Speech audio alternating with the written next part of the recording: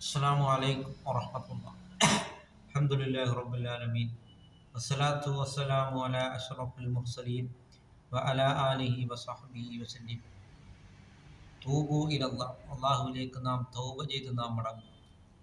ജീവിതത്തിൽ ഒരു തെറ്റ് പോലും ചെയ്യാത്ത സയ്യിദുനാ മുഹമ്മദ് റസൂലുള്ളാഹി സ്വല്ലല്ലാഹു അലൈഹി വസല്ലമ തങ്ങൾ ദിവസവും 100 തവണ ഇസ്തിഗ്ഫാറുകളെ അധികരിപ്പിക്കുമെങ്കിൽ ധാരാളമായി നാം തെറ്റുകൾ ചെയ്യുന്നതായ നാം ഇസ്തിഗ്ഫാറുകളെ നാം അധികരിപ്പിക്കുകയും അങ്ങനെ നാം അള്ളാഹുവിൻ്റെ പ്രീതിയിലായിട്ട് നാം ജീവിക്കുവാനും നാം ശ്രമിക്കും. ഇന്നല്ലാഹ യുഹിബ്ബു തവ്വാബീന വ യുഹിബ്ബുൽ മുത്തത്തഹിരീൻ.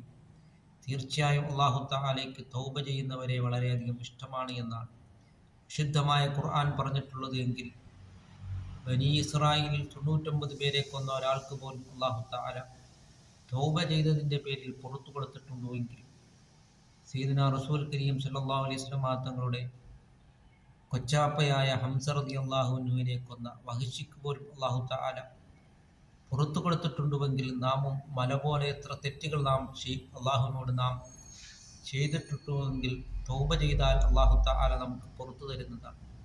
അതുകൊണ്ട് നാം അള്ളാഹുലേക്ക് നാം പശ്ചാത്തപിച്ച് നാം മടങ്ങുകയും അങ്ങനെ 6 അടി മണ്ണാകുന്ന ആ ഖബറിൽ നമുക്ക് കിടക്കേണ്ടതാണെന്നുള്ള ബോധത്തോടു കൂടി നാം എല്ലാ തെറ്റുകുറ്റങ്ങളിൽ തൊട്ടും നാം വിട്ടു നിൽക്കുകയും തൗബ ചെയ്ത് നാം മടങ്ങുവാനും നാം ശ്രമിക്കുക.